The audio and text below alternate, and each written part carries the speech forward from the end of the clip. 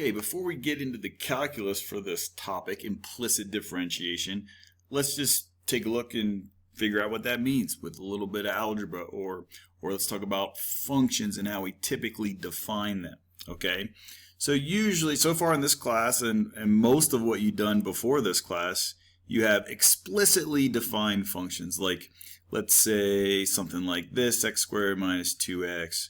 Or you could, let's use y, because we'll use that. It's a little more convenient when we do the work here.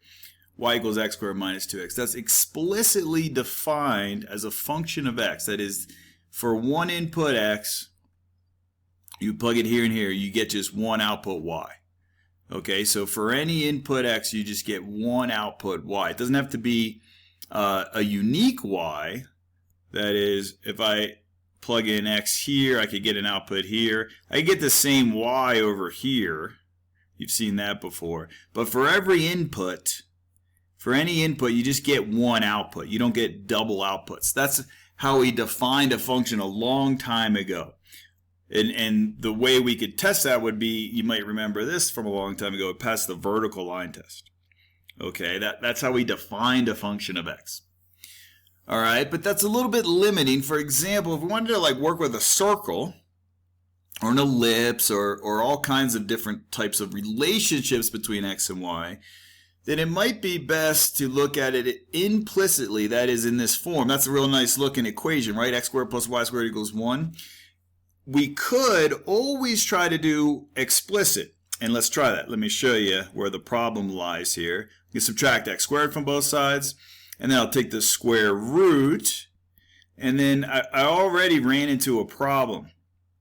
Okay, all the outputs here would be positive, what I did there, right? I just took the square root. I forgot to do this. Usually you would do plus or minus when you take the square root, because if you back up to this form, y squared equals 1 minus x squared, you can have negative y values, and this is true. Right, like for example, everything on this side of the x-axis, those are all negative y values.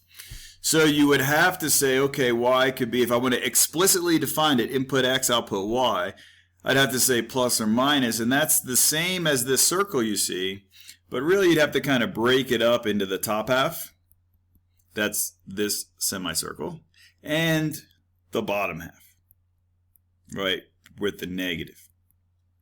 And that's this circle. So you'd really have two functions here that you would need based on our old definition of functions in order to represent this function right here. Okay, or I should say relationship between x and y.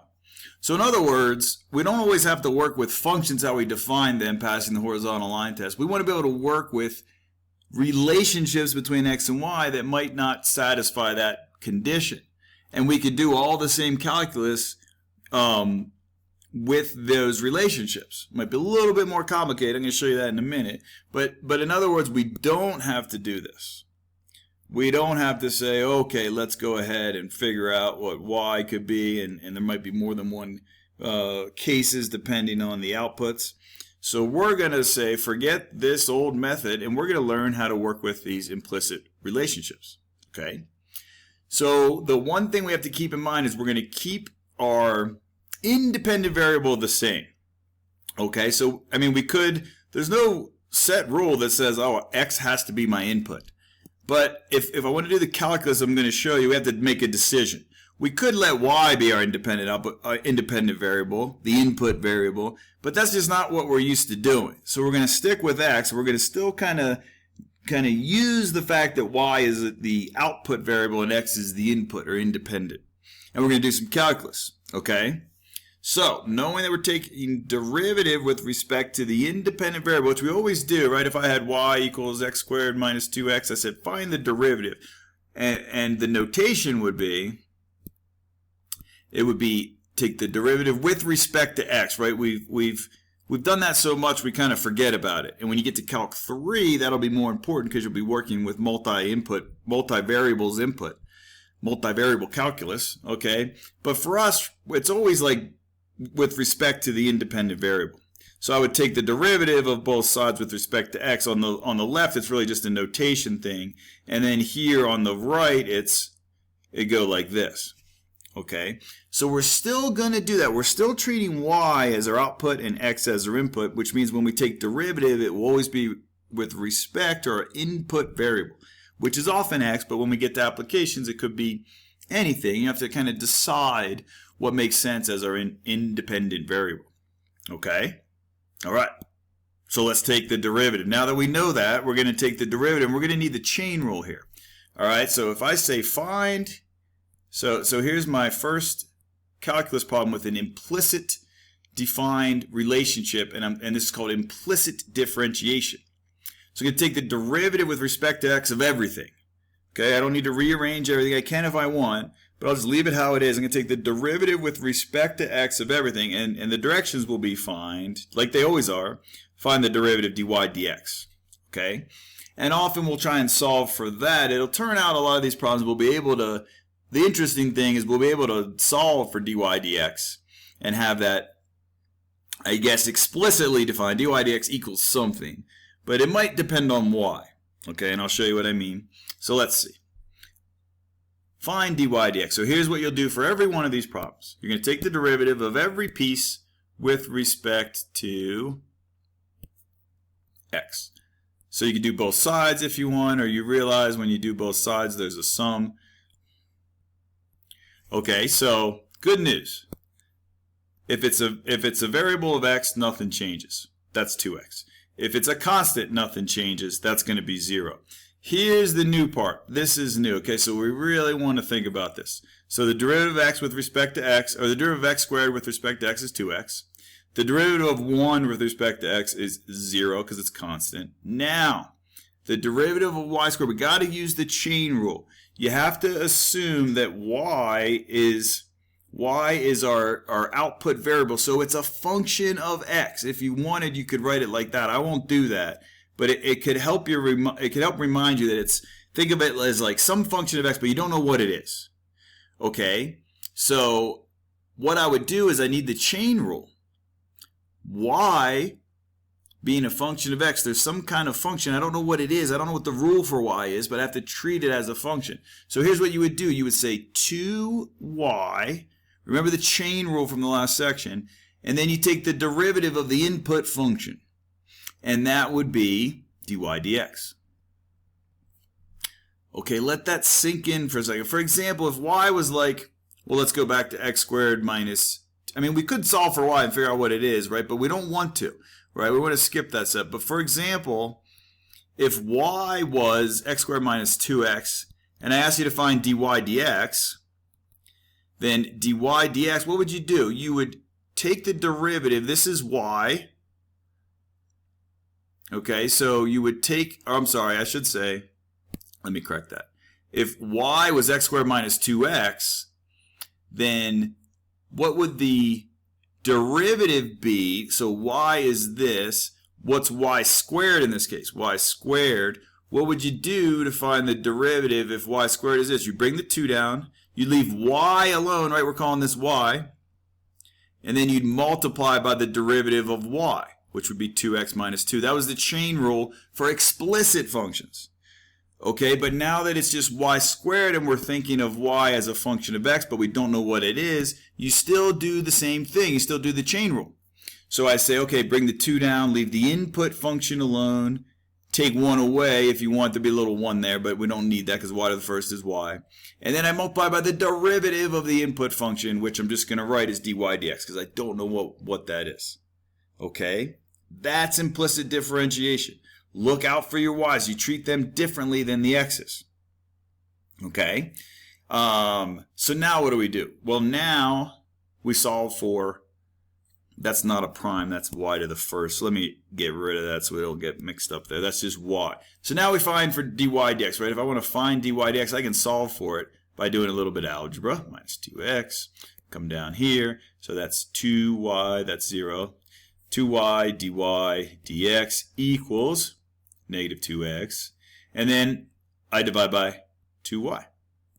That's gone, that's gone. And there's something new for us. So dy dx is equal to, the 2's cancel out, negative x over y. Okay, that is our derivative function, and now notice it's not it's also not explicitly defined. Yes, we solve for dy dx. We have one term on the left-hand side of the equation. But it depends on x and y. That's new for us. Right? So the derivative of y with respect to x is x divided by y. Okay, but the same results happen. What if I wanted, so this is the unit circle. So what's this point right there? You might know that it is, if that's a 45 degree, just pick a point on the unit circle that you know from trig class, it'd be root 2 over 2 comma root 2 over 2. Okay, so what if I said find the slope?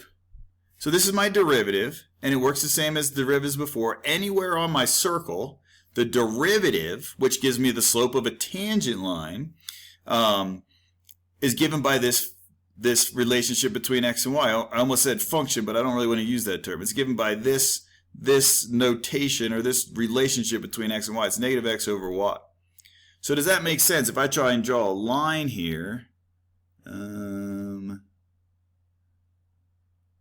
where are my sheets? Well, let me just do my best to draw a line. So what if I should find the equation of that tangent line? Still a tangent line. Well, what would you do? You do the same thing you always do. Your answer for that thing is y equals mx plus b. And you got to be careful here because the directions would probably say something like find equation of tangent line. And you got to be careful because a lot of times when it was explicitly defined, I'd say when x equals root 2 over 2. I just give you a point. Okay, but often now here's the difference. There could be two different outputs for that input, right? Here's a positive root 2 over 2 and a positive output. Here's a positive, if that's x equals root 2 over 2. There's another output there, right?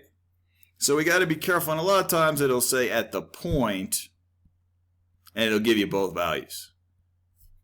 Okay, or it'll ask you to find both of them. You could find both of them.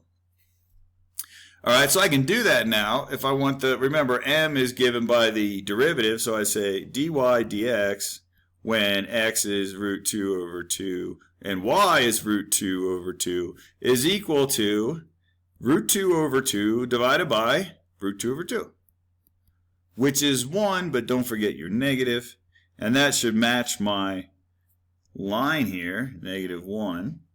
So that's the slope of that line.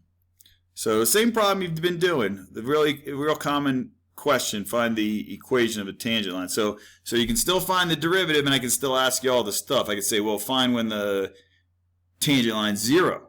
You'd have to set your derivative to 0 and solve. This question I'm asking you here as a bonus question is find the equation of this black tangent line. So I'm almost there. I say I know it's negative x plus b, and then to find b, oh, this will be a little bit messy. I say plug in the point root 2 over 2 equals negative root 2 over 2 plus b. This is how we find that y-intercept, whatever that is, and that should give me, let's clear up a little bit of space here. Clean this up. There's my derivative. And then the slope of the tangent line, I've already found the slope. The equation of the tangent line, I have to add root 2 over 2 to both sides. Root 2 over 2, add this guy over, plus root 2 over 2 equals b. And what is that? Well, that's 2 of those. So 2 root 2 over 2 equals root 2, which is what b would be, and then I've answered the bonus question, y equals negative 1x plus the intercept, and that's the equation of that tangent line.